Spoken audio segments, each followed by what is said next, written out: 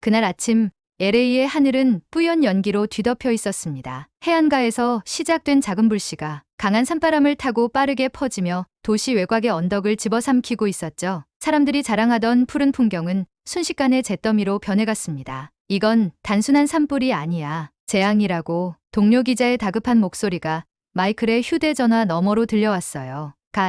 CNN 특파원이 된 마이클은 아직 현장 경험이 많지 않았지만 이번 산불 취재만큼은 놓칠 수 없다고 생각했습니다. 마이클, 이번 건 너한테 좋은 기회야. 제대로 해보라고. 편집장의 말이 떠오르며 그는 카메라를 챙겨 들고 차에 올랐습니다. 할리우드 힐스를 지나는 동안 마이클은 산불로 불타고 있는 고급 주택가를 지나쳤습니다. 베버리힐스의 값비싼 저택들도 속수무책으로 타들어가고 있었죠. 그는 절망과 두려움에 떠는 주민들의 얼굴을 보며 자연재해의 잔혹함을 실감했습니다. 하지만 그 와중에 이상한 소문이 들려왔습니다. 한인타운은 산불 피해가 거의 없대. 거짓말이겠지. 그렇게 좁은 골목이 많은 동네가 어떻게 피해를 막아? 마이클은 이 소문이 진짜인지 직접 확인하고 싶어졌습니다. 불길 속에서도 안전을 유지했다는 한인타운의 비결이 무엇인지 궁금했기 때문이죠. 그는 자신의 취재가 단순히 산불의 피해를 기록하는 것을 넘어 이곳에서만 일어난 특별한 이야기를 찾아낼 기회라고 생각했습니다. 그렇게 그는 차를 몰아 한인타운으로 향하기 시작했어요. 미국 LA의 대형 산불 소식이 전 세계를 뒤흔들었어요.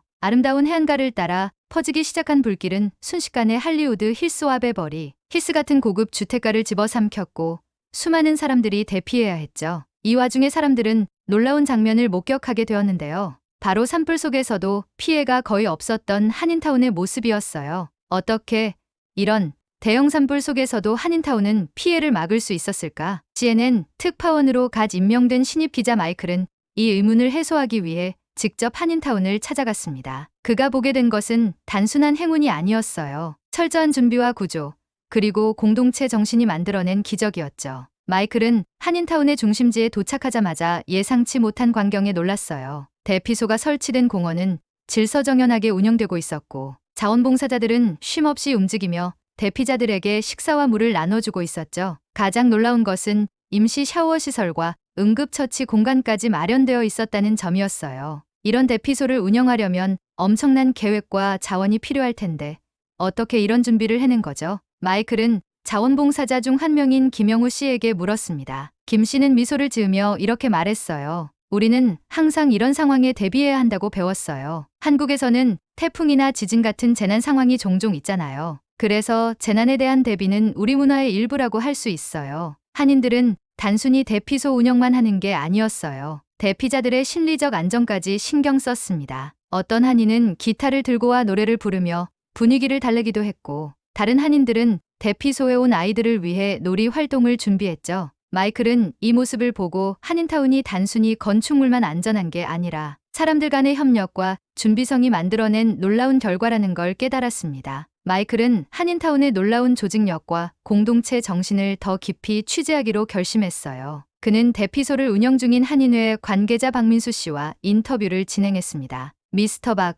이렇게 체계적인 대피소 운영이 가능했던 비결이 무엇인가요? 미스터 박은 잠시 생각하더니 대답했어요. 저희 한인회는 평소에도 지역사회를 위해 꾸준히 준비해왔습니다. 특히 산불 시즌에는 비상대책회의를 열어 대피소 운영 계획을 점검하고 필요한 자원을 미리 확보해요. 이게 다 안전을 우선으로 생각하는 우리의 문화 덕분이죠. 마이클은 한인타운 내 건축물도 취재 대상에 올렸습니다. 그는 건축 전문가를 만나 한인타운의 건축물들이 어떻게 산불 피해를 최소화했는지 물었어요. 미국의 많은 주택은 목재로 지어져 있어 산불에 취약하지만 한인타운의 건물들은 대부분 내구성이 높은 콘크리트 구조입니다. 이는 한국에서 유래된 건축 방식이죠. 한국은 자연재해가 잦기 때문에 건물을 지을 때 내구성과 안전성을 최우선으로 고려합니다. 취재를 마친 마이클은 한 가지 중요한 사실을 깨달았습니다. 한인타운이 산불 속에서도 생존할 수 있었던 이유는 단순히 운이나 우연이 아니었어요. 그것은 철저한 준비와 안전을 중시하는 문화,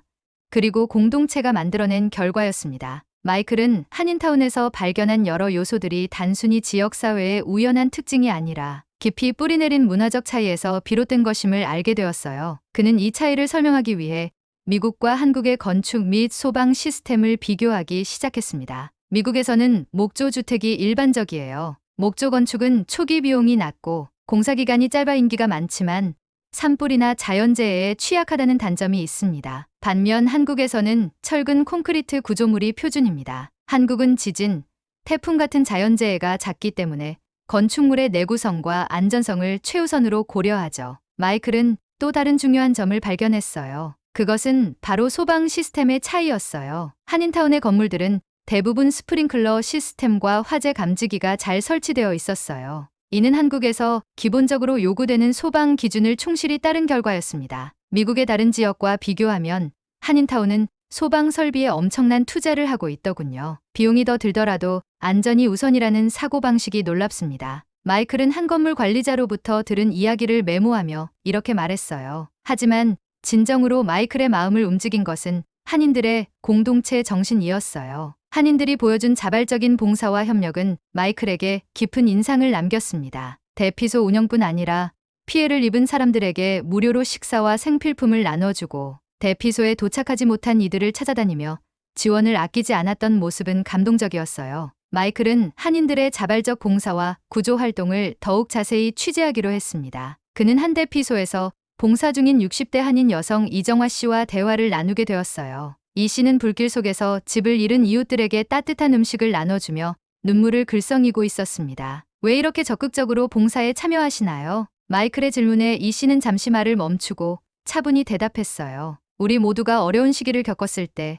서로 돕지 않으면 누가 도와주겠어요? 저는 젊었을 때 한국에서 태풍 피해를 입은 적이 있어요. 그때 주변 사람들이 저를 얼마나 많이 도와줬는지 아직도 생생해요. 그때 받은 도움을 돌려주고 싶은 마음뿐이에요. 그녀의 말은 단순한 대답이 아니라 한인 공동체의 기본 정신을 보여주는 중요한 단서였습니다. 이후 마이클은 한인타운 내에서 운영 중인 봉사 캠프의 중심지로 이동했어요. 캠프에서는 한인회의 주도로 샤워 시설을 마련하고 구호 물품을 꾸리는 자원봉사자들의 모습이 눈에 띄었죠. 현장에서 그는 한 젊은 자원봉사자인 김지훈 씨를 만났습니다. 김 씨는 마이클에게 이렇게 말했어요. 우리는 이웃을 단순히 같은 지역에 사는 사람들이라고 생각하지 않아요. 이웃은 가족과 다름없어요. 한인타운에 사는 사람들뿐 아니라 다른 민족과도 함께 나누며 살아야 한다고 믿고 있어요. 그래서 이번 캠프에는 다양한 커뮤니티의 사람들도 참여하고 있습니다. 마이클은 취재를 통해 한인타운의 생존 비결이 단순히 물리적인 안전 요소에만 있지 않다는 것을 깨달았어요. 그 비결은 바로 한인들이 공유하는 모두가 함께 살아가야 한다는 정신이었습니다. 마이클은 한인타운에서의 취재를 이어가며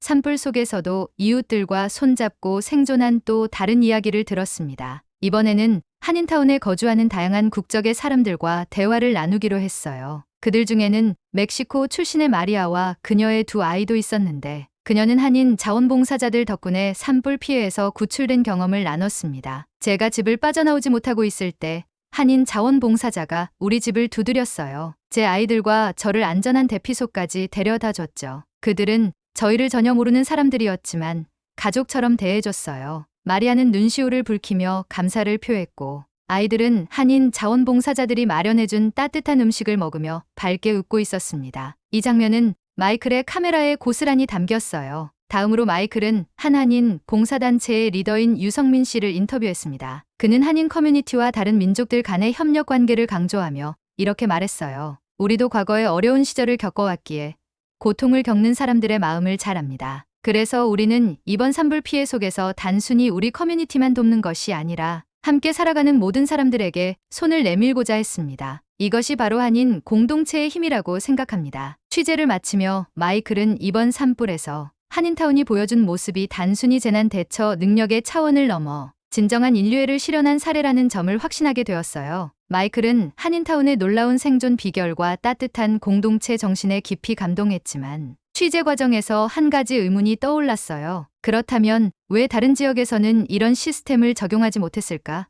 한인타운만 이렇게 잘 준비된 이유가 뭘까? 그는 이 질문을 바탕으로 다양한 의견을 들어보기 위해 산불로 피해를 입은 다른 지역 사람들을 찾아갔어요. 그리고 일부 사람들로부터 이런 말을 들었습니다. 한인타운은 단순히 돈이 많아서 잘 준비된 거야. 우리는 그런 자원을 가질 여유가 없었어요. 처음에는 마이클도 그 말에 일리가 있다고 생각했어요. 그러나 다시 한인타운으로 돌아와 더 많은 사람들을 인터뷰하면서 그는 자신이 잘못된 오해를 하고 있었다는 걸 깨닫게 되었습니다. 한인타운 주민들은 물질적인 자원보다도 철저한 계획과 협력을 통해 시스템을 만들어낸 것이었습니다. 예를 들어 한인회는 산불 발생 전부터 지역 주민들에게 대피 훈련을 제공하고 위기 상황에서 사용할 물품을 공동으로 마련했어요. 또한 마이클은 한인타운 주민들 간의 강한 유대감과 책임, 의식이야말로 그들의 성공 비결이라는 걸 알게 되었어요. 한 자원봉사자가 이렇게 말했죠. 돈이 많은 게 아니에요. 우리는 서로 돕는 것이 당연하다고 생각할 뿐입니다. 필요한 자원을 나누고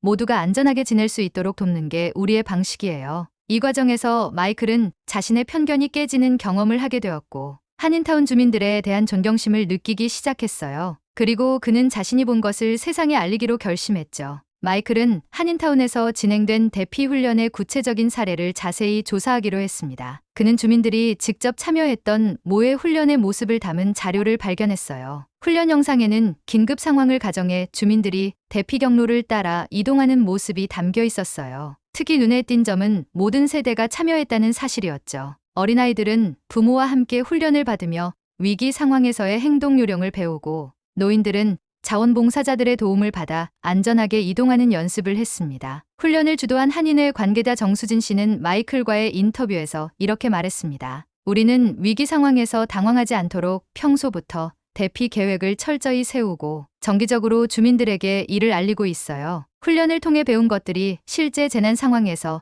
얼마나 중요한지 이번 산불로 다시 한번 느꼈습니다. 또 다른 흥미로운 사실은 이 훈련에는 한인 주민들뿐만 아니라 타인종 주민들도 초대되었다는 점이었어요. 한인타운 주민들은 서로 다른 민족과 문화의 사람들이 한 지역에서 함께 살고 있다는 점을 인식하며 그들과도 협력하는 방법을 모색해왔습니다. 한 멕시코계 주민 카를로스는 훈련에 참여했던 경험을 떠올리며 이렇게 말했어요. 한인 이웃들이 저희를 초대했을 때 정말 놀랐습니다. 그냥 자기들만 챙길 줄 알았는데 우리의 안전까지 신경 써준다는 게 감동적이었죠. 그 경험 덕분에 산불이 났을 때 저와 가족이 무사히 대피할 수 있었습니다. 마이클은 한인타운 주민들이 보여준 철저한 준비와 협력이 단순히 그들만의 생존을 넘어 더 넓은 지역사회를 안전하게 만드는 데 기여했다는 사실을 깨달았습니다. 마이클은 한인타운에서 체험한 훈련과 대피 시스템이 단순한 지역 차원이 아니라 글로벌 사회가 배울 만한 사례라고 생각하게 되었어요. 그는 이 훈련이 단순히 매뉴얼에 따른 행동이 아니라